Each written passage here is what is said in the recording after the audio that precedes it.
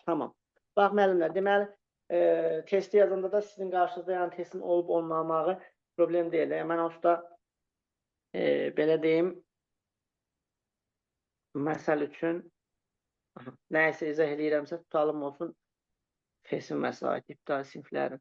Yəni burada testləri paylaşacağım, testin üstünə yazacağım ki, siz rahat görəsiniz. Yəni sualın şərtindən xəbəriniz olsun. Sualı burada baxacağıq, şərtinə burada baxacağıq. Yəni bu formada, aydın formada bütün suallara baxmış olacağıq. Yaxşı. Deməli, biz mahiyyət etibarı ilə nəyi biləcəyik? Ümumiyyətlə, natətlər bölməsində ədəd rəqəm anlayışından tutmuş, mərtəbə sinif anlayışından, yəni bu sadələrə toxunmuram da hələ ki. Ədədin natural bölənləri anlayışından danışaq və bunun nə qədər dərinliyinə getdiyinə baxaq. Baxın, biz birinci mahiyyət etibarı ilə bizim üçün hər hansı bir ədəd verər. Məsəl üçün, deyək ki, 120 ədəd. 120 ədədini sadə vurğulara ayıran zaman 2-yə bölərəm 60, 2-yə bölərəm 30, 2-yə bölərəm 15, 3-ə bölərəm 5, 5, 1. Bizdən nəyi soruşar? İlk öncə soruşar sadə vurğuların sayı. Əlbəttə bilirəm ki, sadə vurğularının sayından söhbət gedərsə 1, 2, 3, 4, 5 dənə. Müxtəlif sayda vurğu deyirsə, bizdə onsuz bunlar elə düşən deyil, amma bəzən o qədər son sual salırlar ki, biz həmişə köklənirik çətin suallara. O qədər son sual salır ki, çırpıb səhvlik eləmə imkanımız olur. Əgər bizdən müxtəlif sayda vurğu sayı soruşularsa, müxtəlif sayda vurğu sayı, bu zaman müxtəlif vurğular 2, 3, 5, 3 dənə. Sonra soruşa bilər bizdən sadə bölən sayı. Sadə bölən sayı, bu öncəki illərdə düşmürdü, amma son zaman populyar olan suallardan biridir. Müxtəlif sayda vurğudan elə eyni anlayış deməkdir, sadə bölən. Müxtəlif sayda vurğudan eyni anlayışdır. Yəni, bu da 3 olacaqdır. Bundan sonra davam edirik. Müxtəlif sayda vurğudan və sadə böləndən əlavə ədədin bölən anlayışı var, təkcə bölən və yaxud da natural bölən anlayışı var. Natural bölən. Bəzən olur imtahanlara natural bölən sözünü yazmırlar, bölən yazırlar. Bu zaman qatırlar. Böləni sadə bölənlə qatıb müxtəlif sayda vurğu götürürlər. Baxın, sadə bölən müxtəlif sayda vurğu deməkdir. Bölən natural bölən deməkdir. Natural bölənləri tapmağı bilirik də. 2 üzərində 3, 3 üzərində 1 və 5 üzərində 1. İstənilən ədədin natural bölənlərinin sayı hər qüvvətin üzərinə 1 gəlib, 3 üzərinə 1, 4, 1 üzərinə 1, 2, 1 üzərinə 1, 2. Etdi 16. Soruşar bizdən nə? Soruşar bizdən ədədin tam bölənlərinin sayı. Tam ədədlər həm mənfi, həm də müsbət ədədlər olduğundan tam bölənlərinin sayı isə bizim üçün əlbəttə nə olmuş olacaqdır? Deməli, bunu vuracaq 2-yə. Müsbət 16-nı 2-yə vuranda 32 dənə tam bölənlərinin sayı. Soruşar bizdən tam bölənlərinin cəmi anlayışı. Həm mənfi, həm müsbət olduğundan cəmi bizə həmişə 0 verir. Heç vaxt dəyişməz. Ədədin natural bölənlərinin hasili yaxud müsbət tam bölənlərinin hasili anlayışları. Ədədin natural bölənlərin hasili, yaxud müsbət tam bölənlərin hasili anlayışı ilə nə başa düşür? Ədədimiz 120-dir. Qaydası belədir. A üzərində n bölünsün 2. Yəni, bu nə deməkdir? Ədədimiz 120-dirsə, natural bölənimiz isə 16-dır. Yəni, 120 üzərində 16-nın yarısı. Elə cavablarda da bizdən bu formalı soruşmuş olacaqdır. Sonra, deyə bilər bizə, biraz çətinləşməyə doğru gedək. Deyə bilər bizə ədədin natural bölənlərinin cəmi. Deməli, ədədimiz 2 üzərində 3, 3 üzərində 1 və 5 üzərində 1-dir. S ilə ifadə olunur, düsturumuz belədir. A üzərində n plus 1, minus 1, A minus 1. B üzərində n plus 1, minus 1, B minus 1 və s. davam edirəm. Yəni, tapan zaman S bərabərdir. 2 üzərində, 3-ün üzərinə 1 gəlirəm, 4 çıxılsın 1. Bölünsün, 2 çıxaq 1. Vurulsun, 3 üzərində 1 plus 1, 2 eləyər, çıxaran 1-in, 3 çıxaq 1. Vurulsun, 5 üzərində 2 minus 1, 5 minus 1 və s. davam eləyir, gedər. Oldu, bizə verilmiş ədədin natural bölənlərinin cəmi. Biraz da dərinləşdirək sualları. Bax, bizdən nəyi soruşar? Ədədin tək natural bölənlərinin sayı. Eyni qayda ilə cüt natural bölənlərinin sayı anlayışlarını soruşar. Tək natural bölənlərin sayını deyirsə, ədədimiz belə idi də. A bərabər idi 2 üzərində 3, 3 üzərində 1, 5 üzərində 1. Ədədin tək natural bölənlərin sayını soruşarsa bizdən, bu zaman nəyə diqqət eləyəcəyik?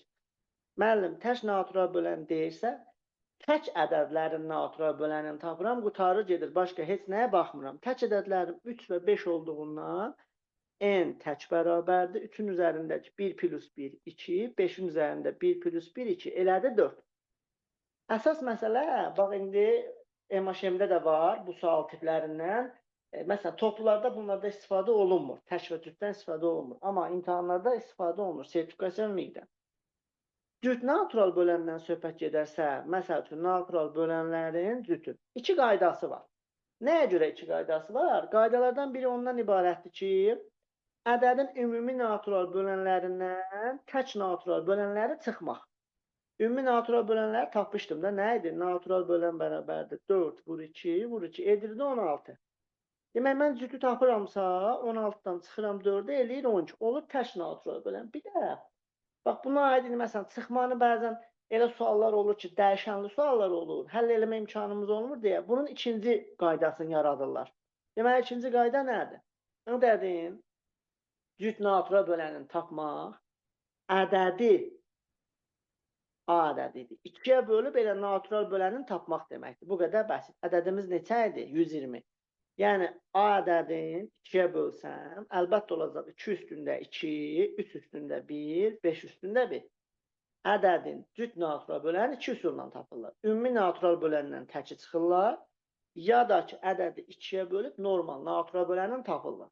Ədədi 2-yə böldüm, oldu 2 üstü 2. Onda natural böləni tapanda natural cüt bərabərdir 3 vuraq 2 vuraq 2. Baxın 12.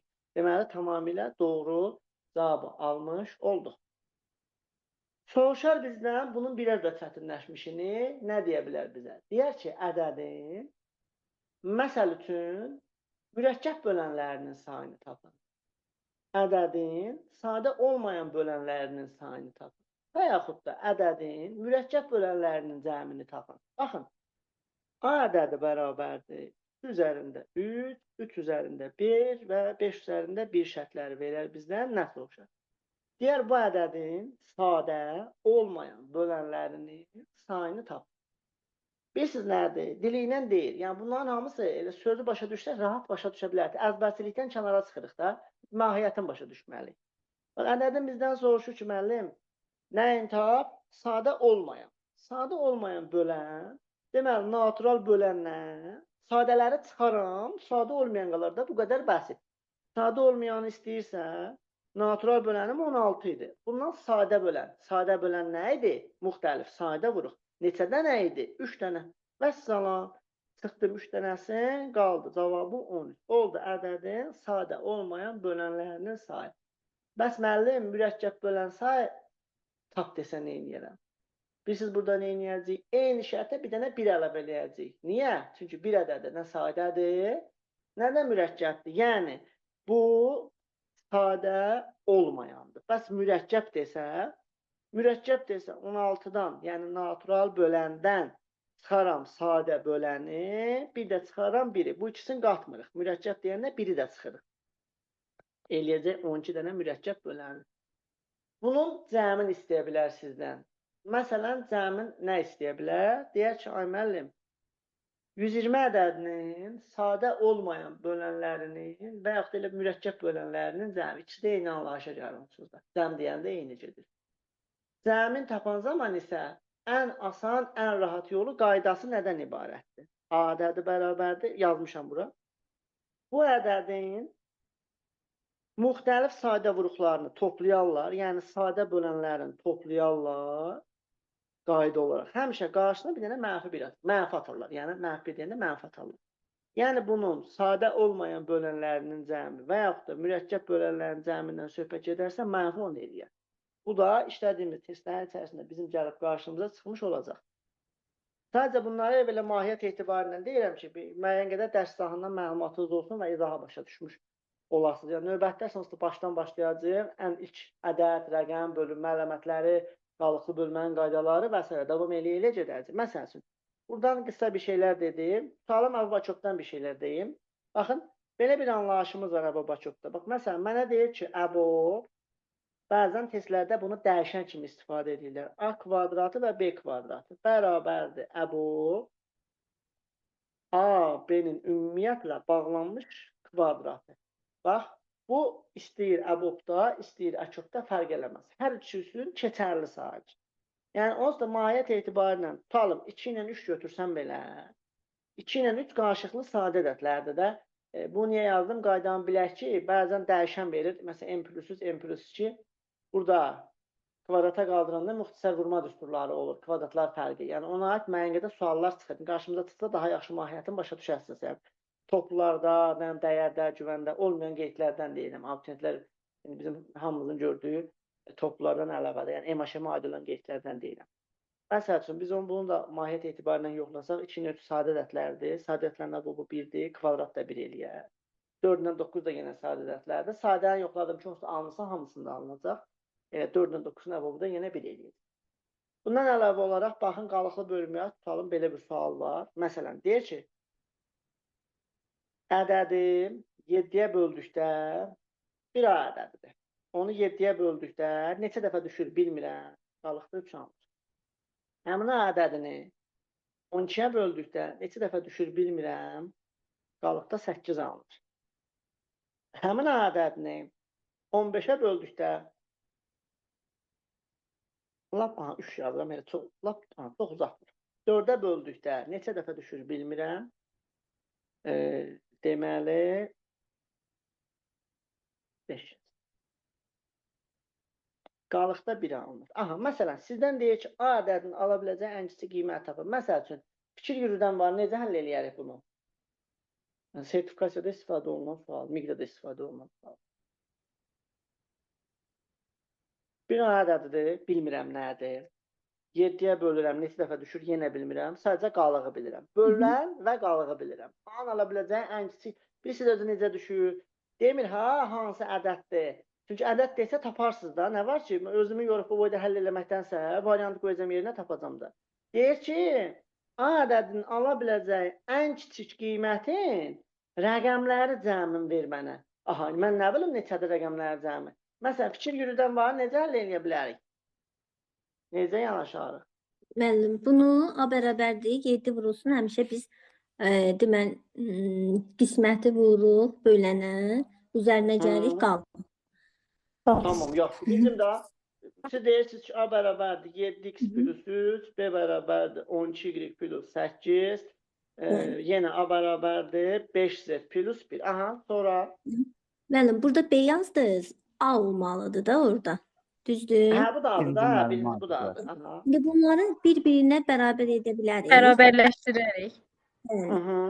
Yaxşı, tamam. Bax, gəlin mən sizə daha asan yolunu deyim. Düz deyirsiniz. Üçün bir-birinə bərabərləşdirəsən, sonra müqayisə əlamətlərindən başlayırsan yoxlamağa. Mən ən asan yolunu deyim. Bax, müəllimlər, belə misalların, üstünlük bunlar da yenə modda olan misallardır. Qaydası nədir? 7 ilə 3-ün arasındakı fərqə baxırsan. Elə belə göz yazdırırsan. 4 fərq var. 12 ilə 8 arasındakı fərqə baxırsan. 4 fərq var. 5 ilə 1 arasındakı fərqə baxırsan. 4 fərq var. Yəni, bölən və qalıq arasındakı fərq eynidir. Belə misallarda həmişə eyni olur. Dəyişmir. Onda 12-yə, 5-ə, 7-yə əkob tapıb, aradakı fərqi çıxırsan. Bu qədər asan. Aydındır. Çox asan, sağ olun. Digər yazdığınız yol vaxt itkisidir. Yəni, belə imtihanda niyə edirəm? Bunların da asan yolları var. Vaxt ikisi eləyib, indi bilirsiniz də, orada bizim vaxt məhdudiyyətimiz var, istər kurikulum olsun. Yəni, ibtidai sinif deyir ki, 20 dənə riyaziyyat düşür, 20 dənə azdır. Bizim suallarımızın çoxu riyaziyyat, yəni xeyli vaxt aparan suallarımız. Ona görə məcburuq ki, asan yollar tapaq. Bəzən də biraz aktiv olmaq lazımdır. İndi irəliləyən testlərdə də baxardıq. Gördün ki, sual çox uzanır, özünü yormağa gərək yoxdur. Abituriyent deyirsən ki, situasiyalı sualın olsun. Qapalı sualdır. Variantı var, tez variant yaz yerinə sənə bal lazımdır orada. Balın çox gəlsin. Məsələ odur. Məsələn, baxın, başqa nə deyə bilərik? Naturaldan. Məsələn, naturaldan bunlardan əlavə ola bilər, baxın, belə bir sual çıxar bizim qarşımıza. Biz həmişə test toplularında sualların ikililəri ilə işləyirik də. Deyir ki, 2 bölünsün, 4 vurulsun, 7 vurulsun, 9. Plus 2 bölünsün, 9 vurulsun, 11 vurulsun, 13. Plus nöqtə, nöqtə, nöqtə. 2 bölünsün. Məsəl üçün 23 vurulsun 25 vurulsun 27. Aha. Üçlü suallardır. Bəs bunları necə əldə eləyərik? Müəllim, buna fil qaydası deyirik. Deməli, Aha. burada hamısında 2 var sürətdə. Ya onu çıxarsaq mötərizə xaricinə, elə də Hə. olar. Bəli, mötərizə xaricinə çıxardıb 4də 1 kimi yazıb, 4də 1 vurulsun 7 vurulsun 9. Yəni sürətləri 1 olacaq da. Qısa demək olarsa belə deyəcəm. 2-ni mötərizə xaricinə çıxartdım. Deməli fil Ha, yenə qaydasına getdim. gedəcəm. Məsəl 4də səhvini 1, etdim. bəli, sonra indi onu deyirəm. Deməli birincinin məxrəci ilə 4-ü vuracağım 17-yə. 4'ü vuracağım 17'ye. Sonra alınmış nəticənin də 2, sonra 4'ü 17'ye vuranda neçədir və düşür. 4 dəfə 7 28, 4 dəfə 1 68. Olacaq, deməli 68 də 2. İxtisar gedəcəyik 2-yə. Olacaq 34 də 1. Aha, cavabımız elə oldu. Bəli. Səhv dedim. Yaxşı, baxaq. Mən bəlmə. Deməli, belə suallarda bəzən olur, burada sonsuz sayda olur. Mən onda o sayı tapa bilmirəm də sürətdən istənədir. Düzdür, düz deyil? Düzdür. Deməli, belə misallarda ən rahat qayda nədir? Üçlü misalların konkret qaydası var. Bax, başdan ikinci və sondan ikinci. Eləyir 28-də 2, çıxılsın 25 vuraq, 27-də 2. Vəssalam. Vuracağıq. Kəsirlərdə birinci duran rəqəm ilə üçüncü duran rəqəmin tərsinə. Yəni 9-dan 13-ün, 4-dən 9-un, 23-dən 27. Hamısının arasındakı fərq 4-dür. Vuraq 4də 1. Bilirsiniz niyə? Siz dediyinizdən yanaşa bilərik. Amma bəzən sonsuz kəsir verir imtahanda. Yəni indi məsələn biz sayırıq ki, sürətində burada toplasaq 17 dənə belə ifadə ola bilər və yaxud da 10 dənə. Sayına vurma imkanımız var, amma bu ondan daha asandır. Sual çoxdur, sadəcə mən mahiyyət etibarilə qısa bir məlumat verdim. Aydındır, yəni bax bu dərsdən sadə bir məlumat verdim, çox belə dərinliyinə getmədim. Yəni qısa olaraq deyirəm ki, məlumatımız olsun. Yəni gedişat